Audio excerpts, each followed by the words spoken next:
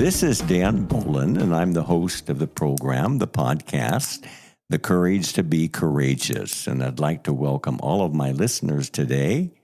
And thank you for tuning in, and thank you for your great comments about my podcast.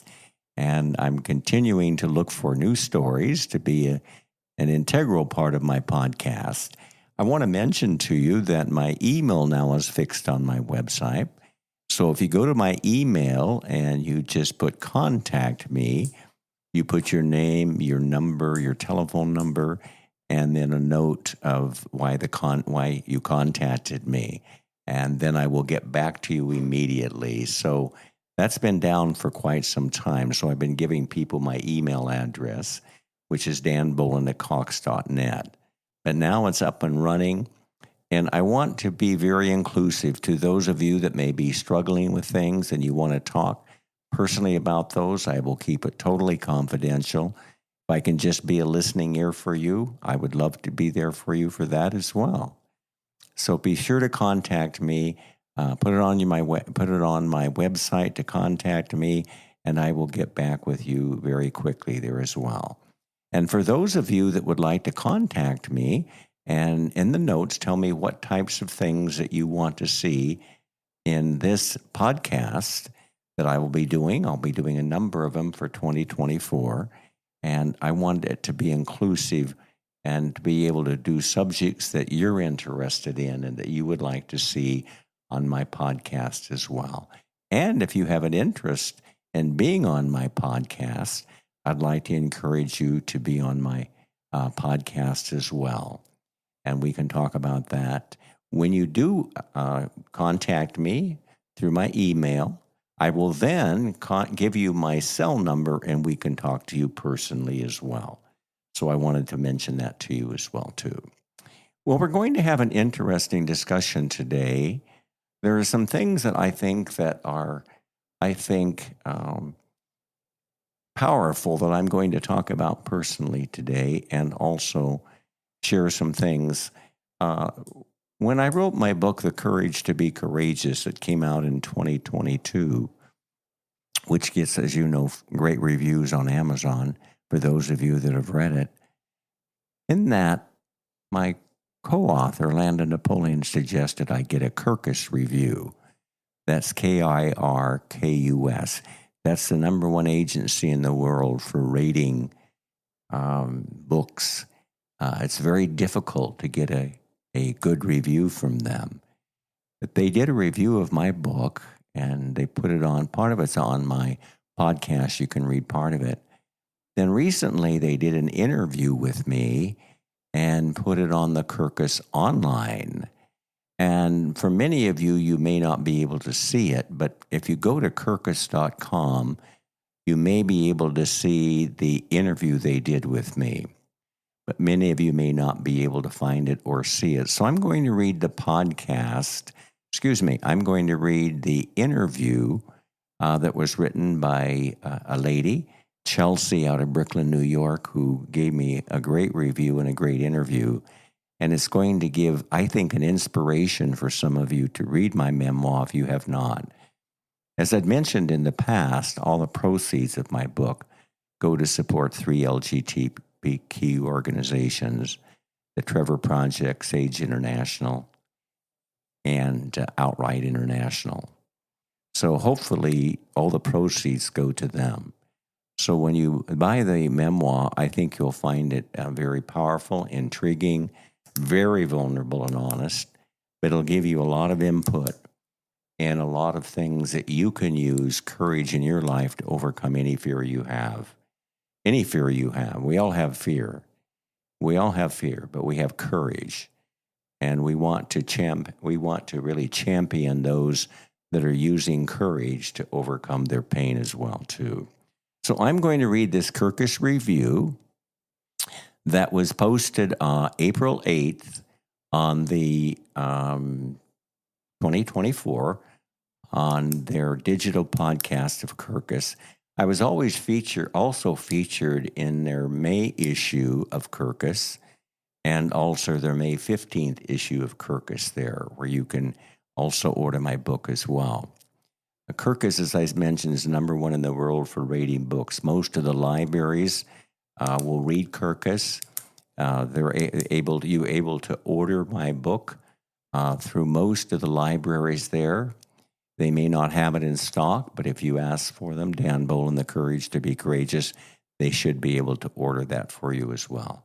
This is my voice for the community, and I want to continue to have a voice for our community. And I thank you for all of your support and being able to be a part of my voice for the community as well. So here's what the Kirkus Review says, and I'm going to read it word for word.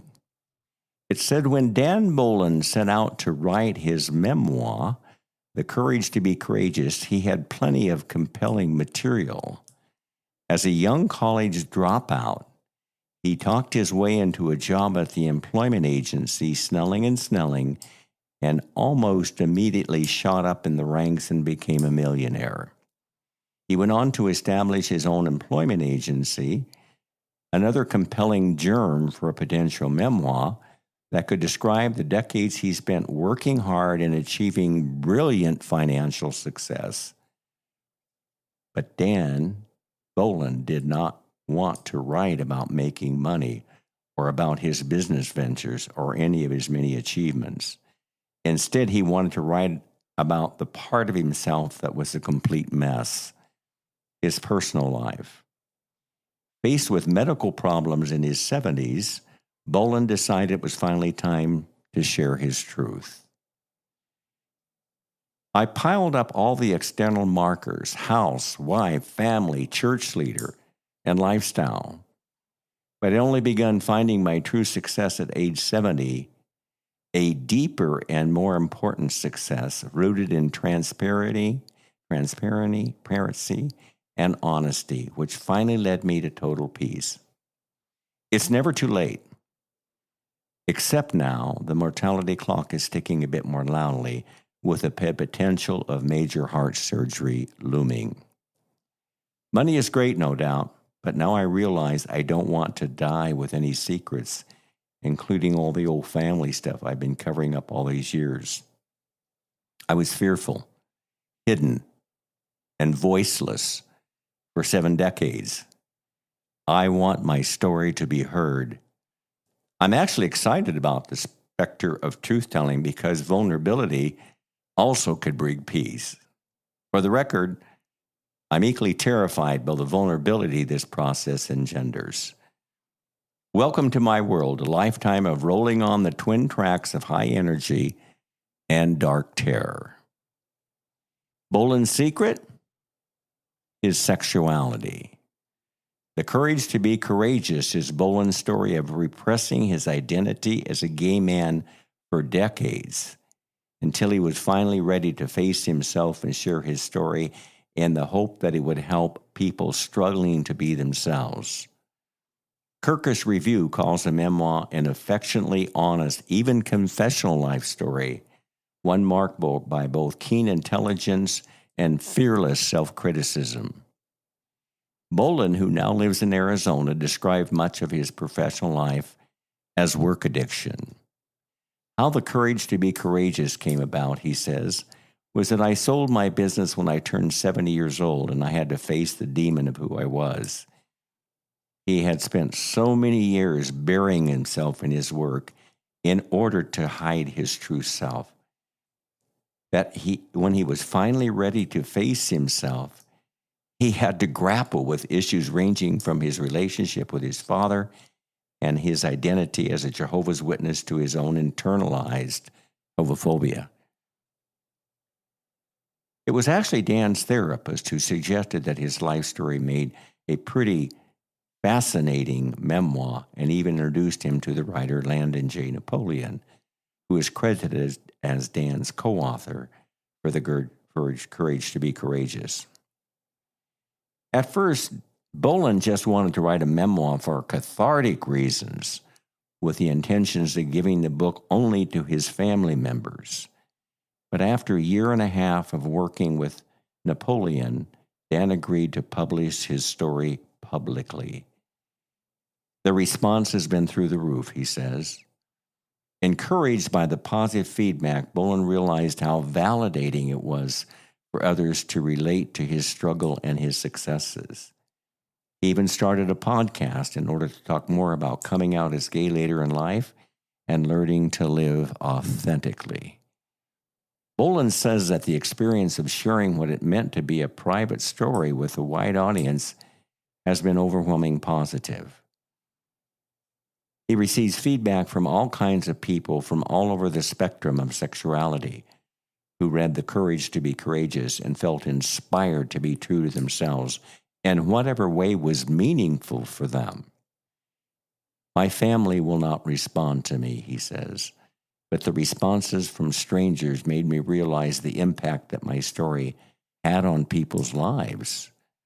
I've had enough people contact me who were considering suicide, and if reading my story has saved even one life, that's well worth it. It has a power-affirming effect on me to realize my book has changed people's life. Bolen's life experience has taught him that ignoring the fear in your life will cause you to build unhealthy addictions, like overworking yourself. But by facing your fear and embracing your courage, you can always find happiness and authenticity in your life. He especially hopes that he can show LGBTQ plus kids today who still face so much adversity the importance of finding community. When you don't have community, you feel alone, he says. We talk a lot about a community in the book. Finding a community can go to and be who you are. Even though I'm of a different generation, I think my story can show them how they can still be yourself and find a safe community, even if that community isn't your family or the place where you live. Bolen credits Napoleon for his work writing The Courage to be Courageous, and thus describes himself as not much of a writer. While deciding whether or not he wanted to work with Napoleon, Dan read some of Napoleon's other works and spoke to people who had collaborated with him to produce memoirs. And Bolen heard nothing but overwhelmingly positive stories about his kindness and his sensitivity. But most of all, Bolen was struck by how much he liked the man personally. I completely opened up to him, says Bolen. My story doesn't always cast me in the best light, but I just put it all out there. It took a year and a half and lots of writing and editing, and it's all true. Bolen left out some events in order to protect the privacy of other people, but his own fierce dedication to vulnerability paired with Napoleon's experience and skill resulted in a memoir that Kirkus praises as refreshingly candid and thoughtful. For himself, Bolen started out his process with a lot of self-hatred. But by the end, he came to love himself and felt the freedom of living with full honesty and openness. Whenever people ask me why I waited until I was 70 to come out, he says, it's because I buried myself and denied who I was. But now I have a sense of peace and happiness that I've never had before in my life.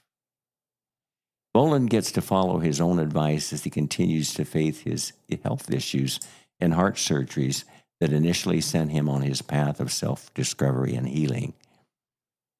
I obviously have fear, he says, but I'm going to be courageous, and I'm going to get through it.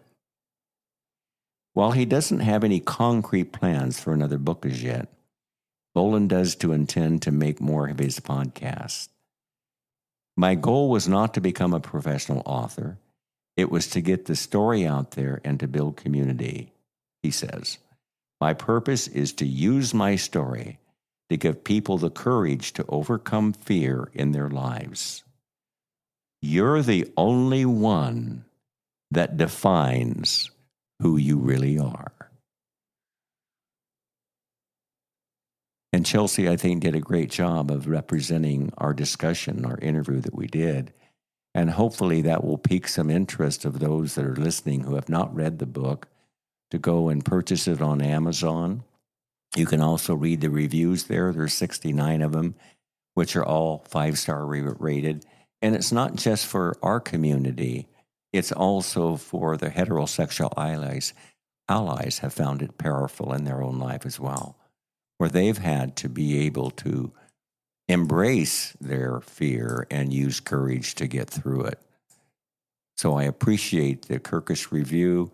I thank you for listening to the review because I knew that many of you would not get a chance to read it or see it. So I wanted to share that with you.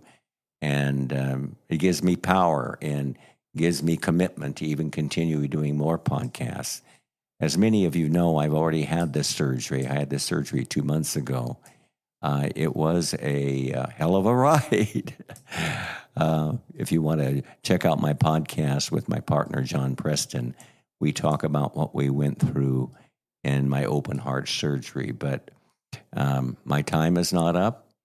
I'm here to do more podcasts. I'm here to be a supportive of our community and help all of you out there, whether you're heterosexual allies or LGBTQ, to be able to help you and to be there to support you and be there as a community for you, which many of us during our generation did not have. I want to be a part of the community today, and I want our voice to be out there. And my memoir and my book and my podcast are my voice for our community as well. So thank you for listening to that. I appreciate you all taking the time to listen to that. I'm going to share another thought, too, that is, I think, really made an impact on me. If you remember, several months ago, we interviewed Stephen Pedersen, who had Bursting Through Knowledge and Power, who has a website. If you'd like to check the website out, it's Stephen Pedersen at Substack, SUBSTACK, Substack.com. I think also he has one too, Stephen Peterson, I think at gay.com. But this is the one that I received a copy from Stephen. He's been a real mentor for me. He's opened his website for heterosexual allies. They can have a voice. Again, if you go back several months under Steve Peterson, you'll find the podcast I did with him. But he sent me something that I think just really, really empowered me and made me realize what our community still faces today. And I'd like to share you part of the things that Steve sent me. I won't be able to share all of it. But if you go to Steve Peterson at Substack.com, you can read the whole article. But I think there were some points there that just hit me so strong. I said, I have to share them on my podcast. So I'm going to read parts of it that Steve Peterson sent me. It said on July 4th, 2021, the first Bursting Through story, The Love of Hate, was published in Las Vegas Pride magazine. It began, when you are queer, you have a lot thrown at you for as long as you can remember, and continue by explaining what I meant to be the love of hate. Now I experience and how it is achieved. And then he talks about going on in a college where it seemed to lessen. But then he began to realize as he had more knowledge and more data, here's what he said. The love of hate is best described as looking at someone and simultaneously seeing hate in their eyes and a smile on their lips. More specifically, it is when I see the hate-joy combination as they are focused on me being gay and enjoying hating me for it. That's powerful. And let me tell you how it's even expanded. In 2015, I was living in New York working as a corporate executive and living what I perceived as safe until I turned on the TV one evening. Donald Trump was emerging as a political figure, and the major news networks had begun covering his rallies. The reporter was interviewing rally attendees. Every person the reporter spoke to had the love of hate on their faces. It didn't matter that the question or topic was. Each rally goer managed to find a way to gleefully talk about how much they hated people unlike them. Unlike them.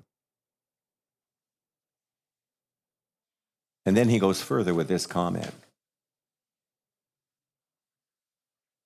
When I started bursting through, it was to share stories that expand those people's experience with love. What I continued to see in the United States collective consciousness is stories that expand people's definition of hate. And let me read under the subject he's got. The love of hate is alive, well, and organized. This is what we're talking about, the love of hate. I have shared this information before. I will continue to share it because it's awful, horrific, and real.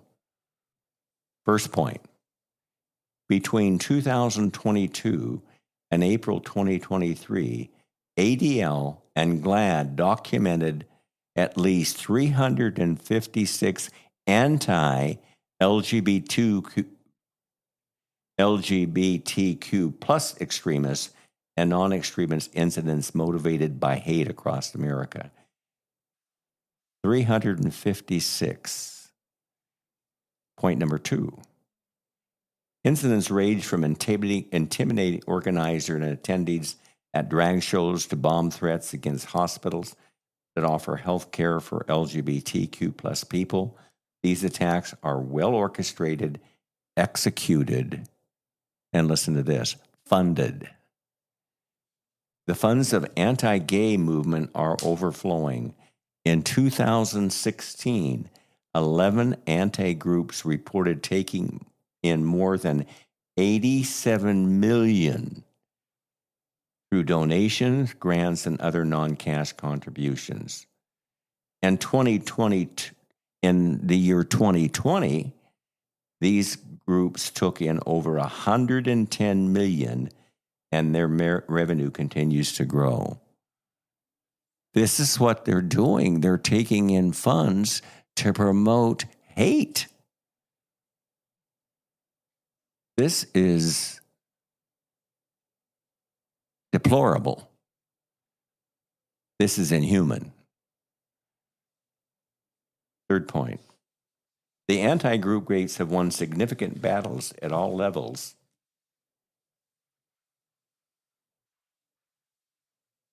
Of American government and society, from local school boards to federal courts. So they have won some things. But many of these anti-LGBT groups assert that LGBTQ people are a threat to society itself. The fact is their primary function is engaging in inflammatory, hateful, name-calling, and spreading malicious lies and information about the queer community. I'm going to stop there because he's got some more information in there. But let's just think about a couple of points that Steve brought out. People love to hate. They love to hate someone who has different opinion than theirs. Particularly, it's expanded to the LGBTQ community. They hate us. Even though they look at us with a smile on the face, the hate's in their eyes. So what does that mean for us? We need to have a voice. When we see individuals like that way, it's, of course, we like to be polite, but call them out of that. Call them out when we see that. And this is what our heterosexual allies can do as well. There's no reason for anyone to love hate, and yet it's being funded, it's being increased, even in the society we live in today. So there's work for us to do. We need to have a voice. We need to talk to individuals who we see that are funding this, or are political leaders who are in favor of it. We need to have a voice against the love of hate. And that's what Steve Peterson really is empowering us to do, to be able to do something about it as well. So I just thought that was such a powerful story. And when Steve sent that to me, this was the first time I knew about love of hate, that people love to hate. When you think about it, it does make sense. But then when you apply it to any community, why in the world would someone love to hate somebody who's different than they are? We live in a society of diversity. We should be living in a society of inclusion. But unfortunately, we're not there yet. We've made progress, but we're not there yet.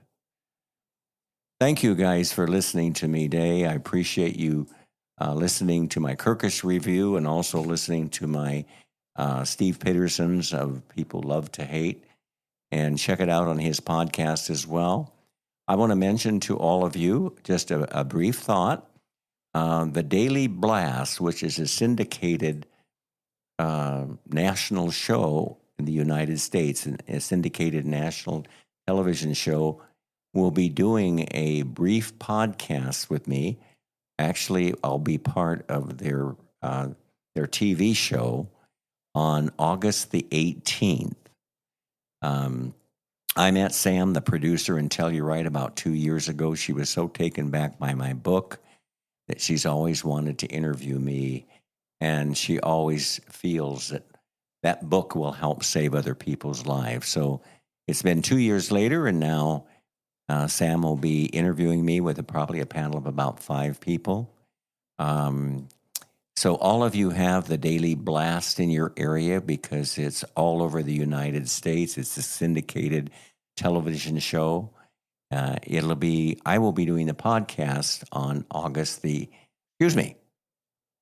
April the 18th at 11 o'clock in Arizona time.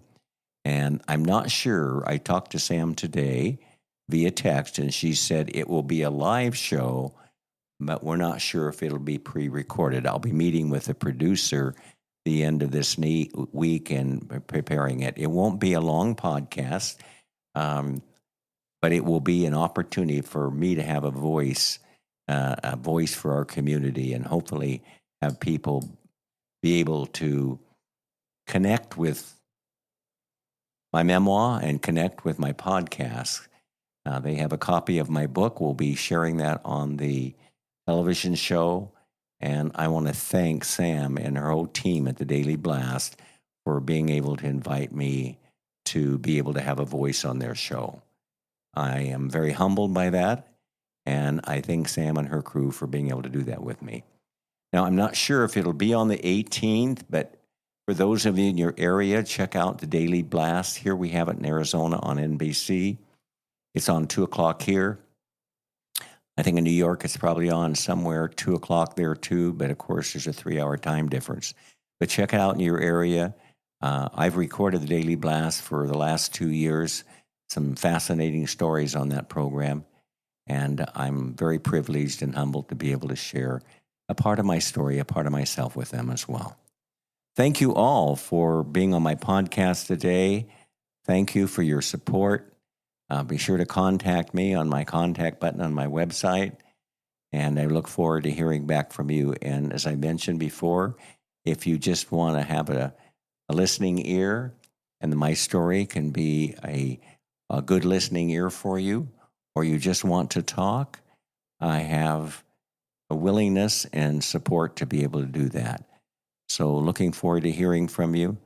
And if you will contact me on my website, I will also send you my telephone number as well.